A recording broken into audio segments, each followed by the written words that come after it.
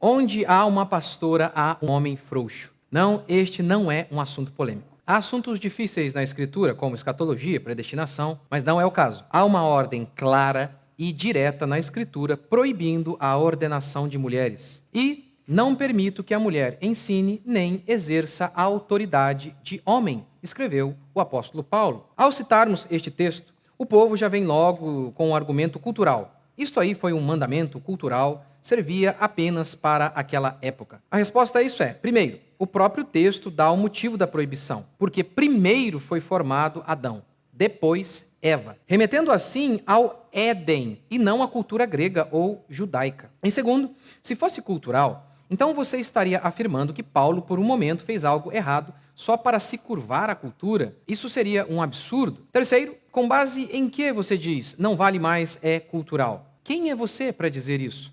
Há alguma outra passagem bíblica para dar apoio ao que você está dizendo? No fim, afirmar que é cultural tem sido a desculpa para desobedecer sistematicamente a Escritura.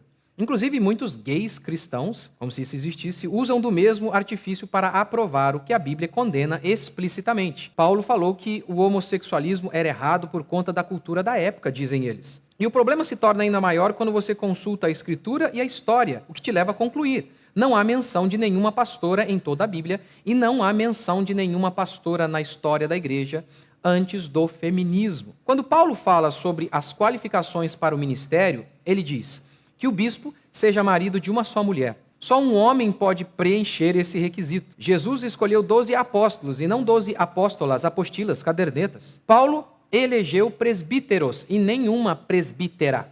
No Antigo Testamento havia apenas sacerdotisas de Baal. Não havia sacerdotisas em Israel. Mas Débora não foi profetisa e juíza? Não, pastora, não sacerdotisa. E profetizar é diferente de ensinar. Tanto que nos dons ministeriais de Efésios estão apóstolos, pastores, mestres e profetas, diferenciando um do outro. Em Romanos 12, Paulo diz que há dons diferentes. Uns possuem o dom de profetizar, outros de ensinar, reafirmando assim que há uma diferença clara entre ensinar e profetizar. E quando você vai para a história, aí só tendo o cérebro corroído pelo feminismo para não conseguir enxergar que a grama é verde, que não tem pastorado feminino. Até 1850 não havia nenhuma pastora em nenhuma igreja do mundo. De 1850 até 1950, 98% delas se mantinham assim. Até 1850, nenhuma pastora. Em 1848 aconteceu a primeira reunião feminista, em Seneca Falls. Não havia uma pastora sequer, nem na igreja católica ou na protestante.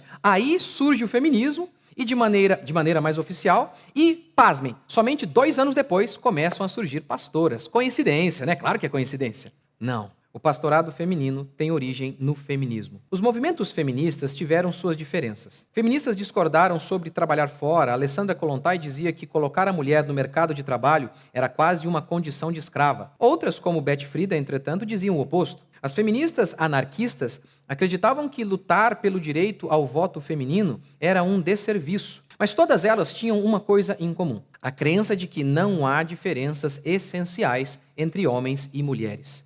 Mary Wollstonecraft, que fez parte do que é chamado de proto-feminismo, já havia lançado a semente do igualitarismo. Segundo ela, as diferenças entre homens e mulheres era apenas uma questão cultural. As mulheres não recebiam estudo e os mesmos estímulos que os homens. Por isso existiam diferenças. Coloquem ambos nas mesmas circunstâncias e as diferenças desaparecerão. E aqui se lança o fundamento sobre o qual todos os dogmas feministas se assentarão. Não há diferenças essenciais entre homens e mulheres. Porque ambos podem votar, apesar de apenas os homens terem lutado e dado a vida na guerra para obter esse direito. Porque somos iguais, dizem as feministas. Porque a mulher não pode trabalhar fora e só o homem pode se dar ao luxo de morrer em minas de carvão, carregar pedras, trabalhar em fábricas em condições insalubres. Porque somos iguais, dizem as feministas. Porque não podemos reproduzir os mesmos vícios que os homens e dormir com o meio mundo como vadias. Somos iguais, afinal de contas. E aqui entra o pastorado. Porque não podemos ser pastoras. Somos iguais. A historiadora e deputada Ana Carolina Campagnolo afirma em seu livro Feminismo, Subversão e Perversão: as primeiras insinuações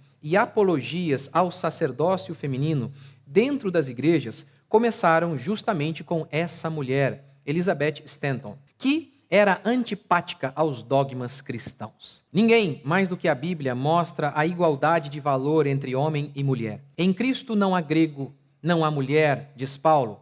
Não há gentio ou judeu. Mas isso não significa dizer que não haja diferença de função. Um leão tem o mesmo valor para Deus que um pássaro, mas isso não é o mesmo que dizer que ambos podem voar. Wayne Grudem, em seu livro Feminismo Evangélico, diz: antes do advento das publicações feministas evangélicas, nos anos 1970, as passagens polêmicas de hoje, aquela que eu citei para vocês no começo, sobre as mulheres no ministério, não eram consideradas obscuras. Eu não precisaria dar o motivo da ordem, da proibição. Afinal, somos cristãos. Onde Deus fala, o cristão se cala. Mas há um motivo. Se Deus disse, há um porquê. Homens foram feitos naturalmente mais inclinados à liderança. Sua força é para isso. Mulheres foram feitas naturalmente para a maternidade. Sua fraqueza é para isso. A definição não é minha, é bíblica.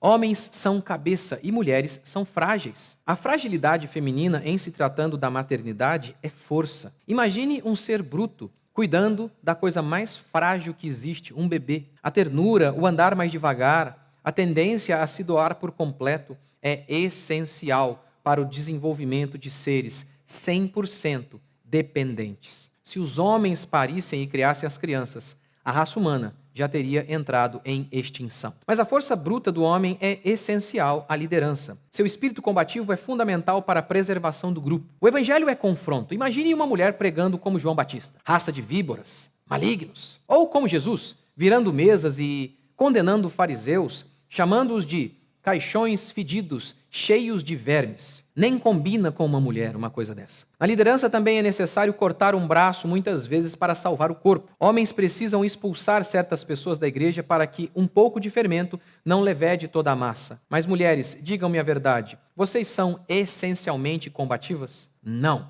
E por isso a igreja atual é tão permissiva, tão indolente com o pecado, pois ela tem sido liderada por mulheres ou por homens femininos. A masculinidade é um crime hoje. Isso explica por que a maioria dos protestantes não protestaram quando governadores, de maneira inconstitucional, proibiram que igrejas cultuassem a Deus. Se as igrejas fossem lideradas por homens mais machos, isso não teria acontecido. Além do pastorado feminino ter tornado a igreja fraca, há outra desgraça, que advém dessa desobediência. Quem aceita desobedecer uma passagem clara da Escritura, flerta em desobedecer todas as outras passagens. Se podemos dizer que isso era cultural, por que não podemos dizer que a questão do homossexualismo também não era uma questão cultural? Na Europa foi assim. Primeiro, desobedeceram sobre o pastorado feminino. Depois, sobre o homossexualismo. Por fim, a igreja morreu. Onde há pastoras, há um homem frouxo que ordenou essa mulher, por sucumbir à cultura e rejeitar a ordem natural de Deus.